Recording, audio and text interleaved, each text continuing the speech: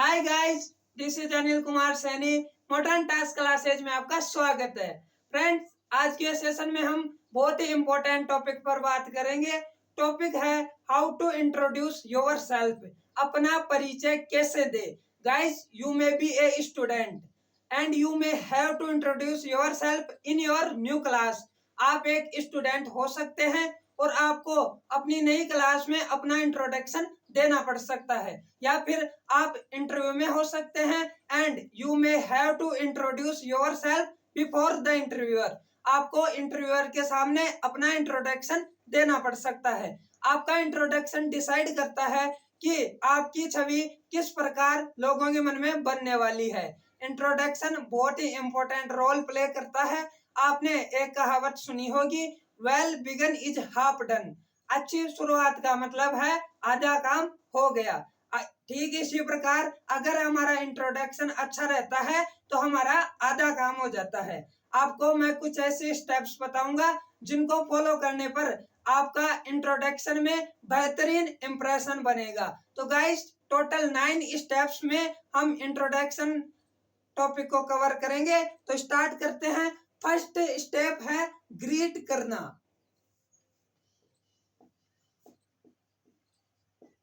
Greet का मतलब होता है अभिवादन। ग्रीट मीन्स अभिवादन। जैसे हिंदी में नमस्ते, नमस्कार, प्रणाम बोलते हैं, वैसे ही इंग्लिश में बोलते हैं गुड मॉर्निंग,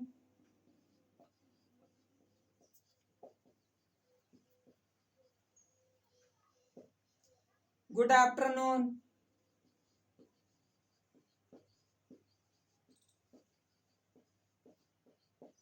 गुड इवनिंग,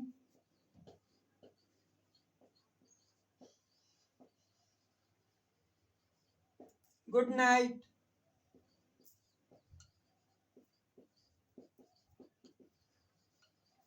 और कई बार हाय, हेलो, हे, व्हाट्सएप भी बोलते हैं। हाय, हेलो, हे, व्हाट्सएप, इस प्रकार के वर्ड्स भी यूज करते हैं। इन वर्ड से हमें कभी भी ग्रीट नहीं करना है, क्योंकि ग्रीट का मतलब होता है अभिवादन, और अभिवादन शिष्टाचार के साथ किया जाता है। लेकिन ये वर्ड्स शिष्टाचार प्रदर्शित नहीं करते हैं, ये इनफॉर्मल वे हैं। इनफॉर्मल मतलब अनौपचारिक हैं। आपको इनको यूज नहीं करना है, आपको यूज करना है ये, क्योंकि ये फॉर्मल हैं।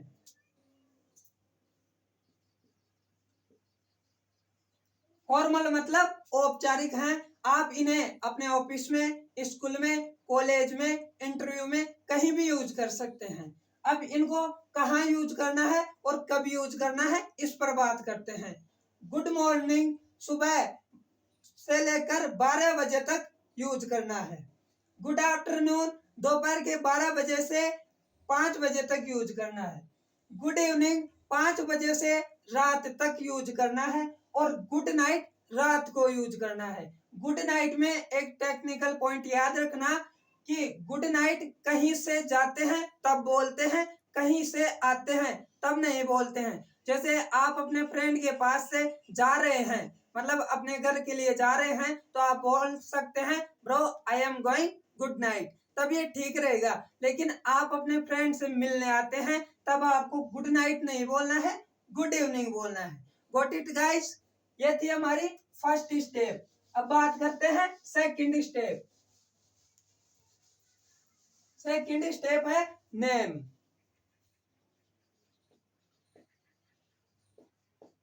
आप अपना नाम किस प्रकार बताएंगे? जनरली नाम बताने के 4 तरीके हैं जिन्हें लोग मोस्टली फॉलो करते हैं। 4 तरीके कौन कौन से हैं? माई नेम इज, फिर अपना नाम, दिस इज, और अपना नाम, आई एम, फिर अपना नाम, और माई सेल्फ, फिर अपना नाम। जनरली 4 तरीके हैं नाम बताने के। इनमें जो 4 नंबर का तरीका है माई सेल्फ के साथ अपना नाम बताना, ये ग्रामेटिकली रॉन्ग है। क्यों? क्योंकि माई सेल्फ पजेसिव प्रोनाउन है और प्रोनाउन के जस्ट बाद इस प्रकार हम नाउन यूज नहीं कर सकते, इसलिए हमें माई सेल्फ के साथ अपना नाम नहीं बताना है। हम ये 3 तरीके यूज कर सकते हैं अपना नाम बताने के लिए। तो गाइस इस प्रकार हम अपना नाम बता सकते हैं। माई नेम इज, फिर अपना नाम, दिस इज, फिर अपना नाम, आई एम और अपना नाम। अब बात करते हैं नेक्स्ट स्टेप। नेक्स्ट स्टेप है प्लेस। आप कहाँ रहते हैं वो कैसे बताएंगे। प्लेस बताने के भी जनरली 2 तरीके हैं। पहला है आई बिलोंग टू, फिर जहां आप रहते हैं वो बताएं, जैसे Mumbai, I belong to Mumbai. दूसरा तरीका है I am from Mumbai, I am from Mumbai. Guys both sentences are correct. आप दोनों में से कोई भी यूज कर सकते हैं अपना प्लेस बताने के लिए। अब यहाँ एक इम्पोर्टेंट पॉइंट और है। अगर मान लीजिए आपको इंटरव्यू देना है, आप मुंबई से हैं और आपका इंटरव्यू भी मुंबई में ही हो रहा है, तो आप कैसे बोलेंगे? मैं मुंबई से ही हूँ। इसका मतलब तो क्या है? मैं मुंबई से हूँ। मान लीजिए इंटरव्यू दिल्ली में होता, तब तो आप बोल देते हैं आई बिलोंग टू मुंबई, मैं मुंबई से हूँ। लेकिन इंटरव्यू भी मुंबई में ही हो रहा है, तो आपको एक वर्ड है वो यूज करना है, क्या? Itself. जैसे I belong to Mumbai itself, मैं मुंबई से ही हूं। या फिर I am from Mumbai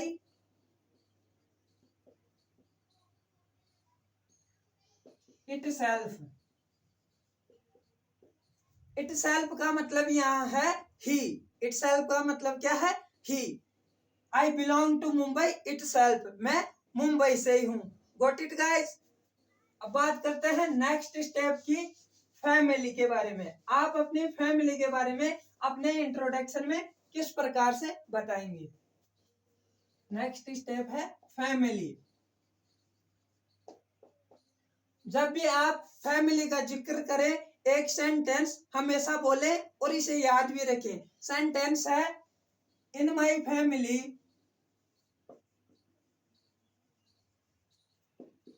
apart from my parents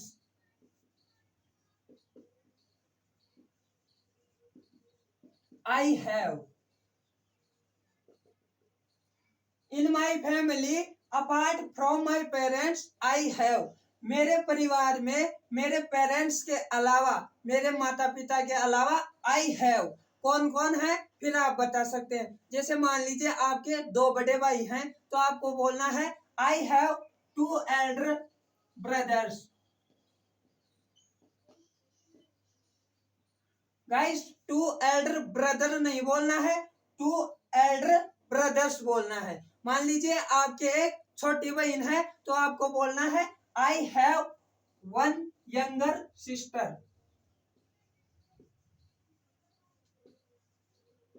I have 1 younger sister, मेरे एक छोटी बहन है। इस प्रकार आप अपनी फैमिली के बारे में बता सकते हैं। आपके मन में अगर सवाल आए कि मैं प्लेस भी बताऊं, तो उसकी जरूरत नहीं है, क्योंकि वो आपने 3rd स्टेप में बता दिया था। Got it guys? Next we will see qualification. Next step qualification.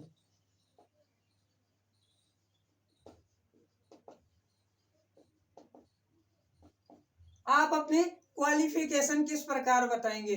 पहले स्कूल की बात करते हैं, फिर अपर स्टैंडर्ड की बात करेंगे। तो मान लीजिए आप स्कूल में हैं और 9th क्लास में हैं, तो किस प्रकार बताएंगे? I am in class 9। I am in class 9। आपको यहाँ एक टेक्निकल पॉइंट याद रखना है, आपको कभी भी इस प्रकार नहीं बोलना है I M in class 9th।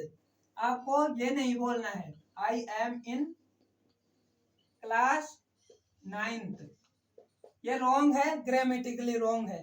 आपको बोलना है आई एम इन क्लास 9, या फिर आप बोल सकते हैं I am in 9th class. 9th class या स्टैंडर्ड भी बोल सकते हैं। I am in 9th standard, I am in 9th class. ये तो हो गई स्कूल की बात। अब बात करते हैं आपकी हायर एजुकेशन की। मान लीजिए आपने ग्रेजुएशन किया है, तो आप किस प्रकार बोलेंगे? I M graduate. I am graduate, मैंने ग्रेजुएशन कर लिया है, मैं ग्रेजुएट हूं। या पोस्ट ग्रेजुएशन किया है तो आई एम पोस्ट ग्रेजुएट, इस प्रकार आप बोल सकते हैं। अब मान लीजिए आपका जो स्टैंडर्ड चल रहा है वो बताना चाहते हैं, तो जो आपका स्टैंडर्ड चल रहा है उसे बोलते हैं परसू करना, उसे बोलते हैं परसू करना। जैसे मान लीजिए आप बीए फर्स्ट ईयर में हैं, तो कैसे बोलेंगे? I am pursuing BA first year.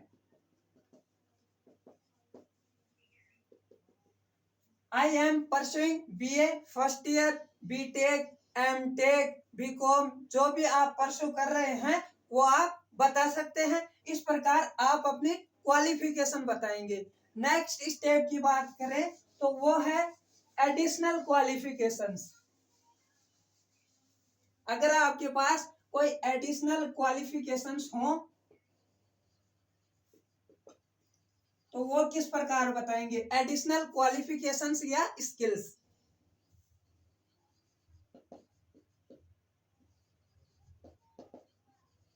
Additional qualifications या स्किल्स। आपके जो अतिरिक्त जो एडिशनल क्वालिफिकेशंस है वो आपको इस प्रकार बतानी है। मान लीजिए आपने कंप्यूटर कोर्स किया है, तो आप कैसे बताएंगे? I have done basic computer course. आपको बोलना है I have done basic computer course. मैंने बेसिक कंप्यूटर कोर्स किया है। मान लीजिए आप इंस्टीट्यूट का नाम भी बताना चाहते हैं और किस सन में किया है वो भी बताना चाहते हैं, तो बता सकते हैं। कैसे? I have done basic computer course, फिर आप फ्रॉम लगाएंगे। फ्रॉम, फ्रॉम के बाद आप इंस्टीट्यूशन का नाम बताएंगे। यहाँ इंस्टीट्यूशन का नाम बताएंगे और सन बताना है, तो आपको उससे पहले इन यूज करना है, इन, और फिर आप सन बता सकते हैं। I have done basic computer course in LCM institute इन 2018। इस प्रकार आप अपनी एडिशनल क्वालिफिकेशंस बता सकते हैं। आपके पास जो भी एडिशनल स्किल्स हैं वो बता सकते हैं। अगर आपके पास कोई डिप्लोमा, कोई एडिशनल डिग्री है वो आप इस प्रकार बताएं। नेक्स्ट हम बात करते हैं एक्सपीरियंस की।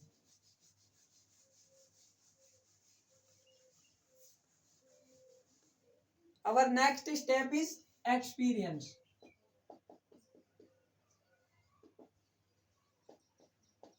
एक्सपीरियंस मीन्स अनुभव।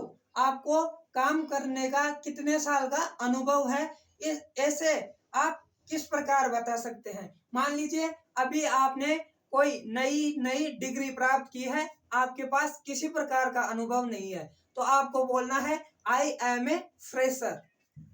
आई एम ए फ्रेशर। अगर आपके पास अनुभव नहीं है तो आपको बोलना है आई एम ए फ्रेशर। सामने वाला समझ जाएगा अभी आपने नई डिग्री प्राप्त की है, आपके पास कोई किसी प्रकार का अनुभव नहीं है। मान लीजिए थोड़े टाइम बाद या कुछ समय बाद आपको थोड़ा अनुभव हो जाता है या आप पूर्णतया अनुभवशील हो जाते हैं, तो आपको किस प्रकार बताना है। मान लीजिए आपने किसी कंपनी में 2 साल के लिए काम किया है तो आपको 2 साल का अनुभव हो गया, तो आप किस प्रकार बताएंगे? आपको बोलना है आई हैव 2 years एक्सपीरियंस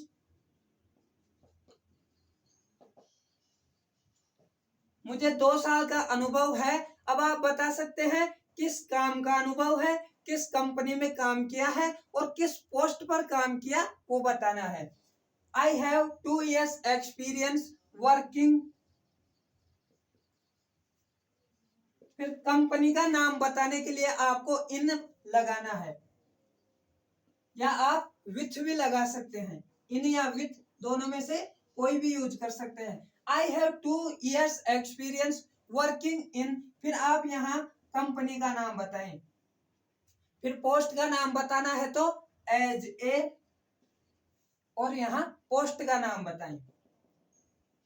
जैसे I have 2 years experience working in LCM company as a manager, और आप वहां अगर ऑफिसर थे तो आपको एज ए नहीं एज एन यूज करना है, एज एन ऑफिसर। इस प्रकार आप अपना एक्सपीरियंस शेयर कर सकते हैं। Guys, I think you all are getting me. अब आगे बात करते हैं नेक्स्ट स्टेप की। नेक्स्ट स्टेप है आपकी हॉबीज क्या है। नेक्स्ट स्टेप है आपकी हॉबी। हॉबी मतलब शौक, आपको क्या क्या पसंद है। तो हॉबीज बताने के 3 तरीके हैं। पहला तरीका है माई हॉबी इज, यह आपको तब बोलना है जब आपकी एक ही हॉबी हो। माई हॉबी इज, फिर आप अपनी हॉबीज बता सकते हैं, जैसे reading, cooking, eating, cooking, eating, running, singing, playing. आप इस प्रकार अपनी एक हॉबी बता सकते हैं। जैसे my hobbies reading newspaper, my hobbies cooking, my hobbies eating, my hobby is running. इस प्रकार आप अपनी एक हॉबी बता सकते हैं। मान लीजिए आपकी हॉबीज ज्यादा हैं, एक से ज्यादा हॉबी है, तो आपको फिर बोलना है my hobbies are, my hobbies are.